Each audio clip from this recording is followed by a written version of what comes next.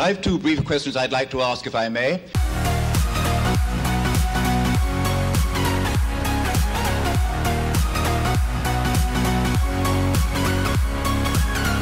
Hi, welcome to Left Foot Media. My name is Brendan Malone and you're watching The Daily Question. Today's question of the day: why are the Jordan Peterson tweets just not that big a deal? Now, the reason I'm asking that question is because about a week or so back, Jordan Peterson tweeted out about the Brett Kavanaugh thing, and he sort of indicated that maybe resigning would be a good thing for Kavanaugh to do, and a lot of people just went into a frenzy about this. Here's my response to this. First of all, there is a bit of a charitable way, I think, to interpret what Peterson is trying to say here, and that's to perhaps interpret this as Peterson suggesting that for Kavanaugh, this is a way that he can actually take power back and take power from his opposition, take control back, and put himself in a better position. Now, I disagree. I think Peterson is wrong about this.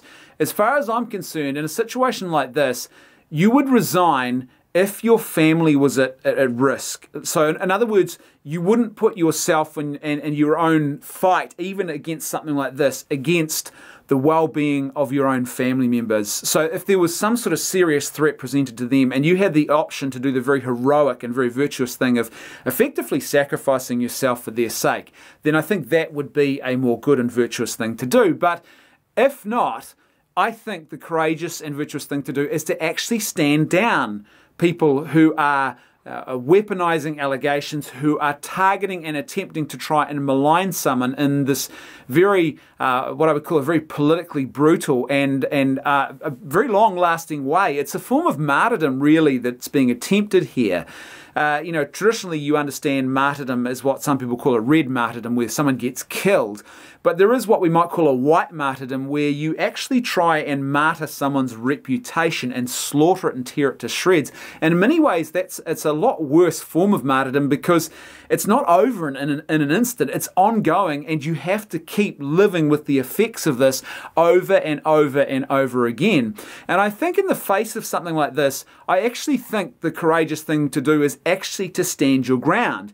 I can't see how giving in to people who are trying to cause this form of white martyrdom against another person is actually a good and courageous and virtuous thing to do, or how it really does anything other than empower people who do these kind of things to keep doing them and to keep targeting people in this way. So I disagree with what Peterson is suggesting here, but at the end of the day, so what?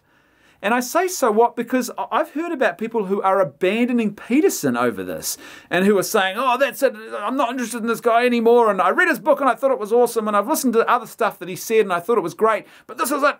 Because he tweeted something I disagree and he proposed a strategy that I completely disagree with and I find reprehensible, that's it. I'm never going to listen to another thing this guy has said.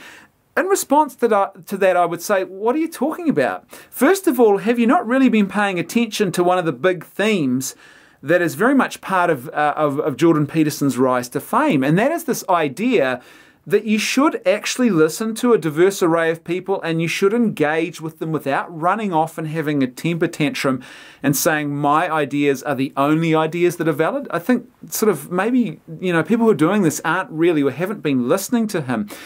Secondly, whoever said that Peterson was infallible or imperfect, that he was some sort of divine God king who was going to utter nothing but truth throughout his life?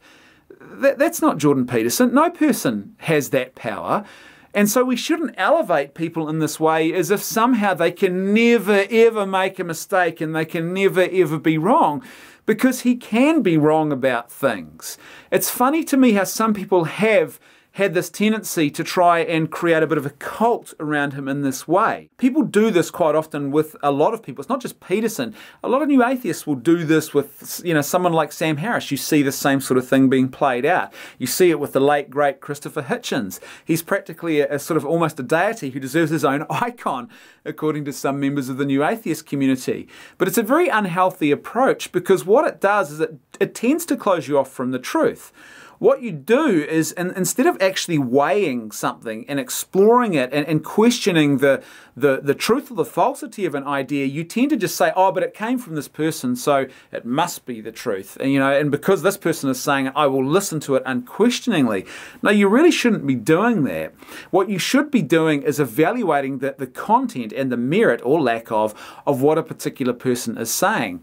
I think about my own channel in this regard, and if you're a regular watcher of my channel, or even if you're someone new, you'll notice pretty quickly that there's sort of quite an array of content on my channel. So you might have come here because you've heard me talking about films, or maybe you've heard me talking about Star Wars, and you like what I say about that. Then you hear me talking about politics or a particular point of philosophy or ethics, and you say, oh, I disagree with that. Or maybe you're someone who's here because you like my ethical take on things, or you are pro-life and you like the fact that I'm pro-life too.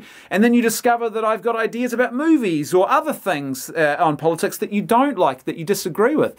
My hope is that you would still hang around here and engage with those ideas, because I think it's really important for us to do that. If all we're going to do is set ourselves up in these echo chambers, we're not doing a good thing where we sort of surround ourselves only with people who say the things I want to hear.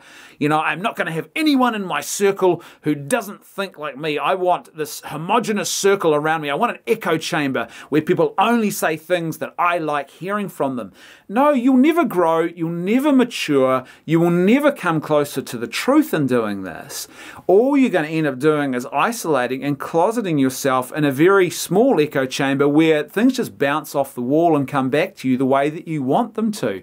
One of my favorite quotes from the Bible comes from the book of Proverbs, which has got a lot of interesting wisdom in it. And one of my favorite proverbs goes something like this: just as iron sharpens iron, so one man sharpens another. So in other words, just like the clash of iron on iron, which is just this awful thing where it's full on and it's full noise and the sparks fly, so it is when we encounter another person, we sharpen each other, particularly if there's difference between us. And that sharpening process is really, really important for us, because when we live in societies, not everyone thinks the same way. Not everyone considers the world the same way. And so it's really important for us to actually have that ability to sit and listen to other people and engage with ideas and to think about, particularly the important stuff, to think deeply about that important stuff that people are saying to us, even if it's coming from a completely different perspective to our own. And as we engage with people, with a sense of civility and charity, and we actually engage with those ideas, that's a really good and important thing for us and for wider society. But to closet ourselves off and say, right, that's it, I'm not ever listening to that guy again because he said something that I disagree with, it doesn't help you, and it doesn't help society, and that's the very problem that we're faced with right now. Too many people living in echo chambers, and so when they encounter each other in the public square, they are operating under this totally false belief that their echo chamber is the only true and good position, or their echo chamber represents the authentic center, and everyone else is totally off kilter. And the problem, of course, is that what that means is that you look at other people who simply disagree with you, and all of a sudden you view them as extremists, and dangerous extremists as that. That's a really, really bad place for society to be. We need to listen more, we need to engage more, and we need to grow up and mature in our public square discussions. We used to have a better public square than what we've got now. And it's only been in the last 5 or 10 years or so that it has become so corrupted, but it's become very immature, basically. We're like little children. I'm not listening to you. You're an idiot. You're a dum-dum head. You're saying things I disagree with, and you're a Nazi. It's just so immature. We need to recover a maturity, and part of that maturity is actually about just as iron sharpens iron, so one person sharpens another. You've got to be prepared to listen and to talk like an adult about the adult issues. Otherwise, we're going to devolve even further than we already have as a society when it comes to engagement on the big issues. And that doesn't benefit any of us, either as individuals or as a group, as a society as a whole. As per usual, I'd love to hear your thoughts, so please let me know what you think in the comment section below. And if you like the content I'm creating and you'd like to see more of it, then please support me on PayPal or Patreon. There is a link for both in the video description below. That's right, I can hear my theme music too. I'll see you tomorrow on The Daily Question.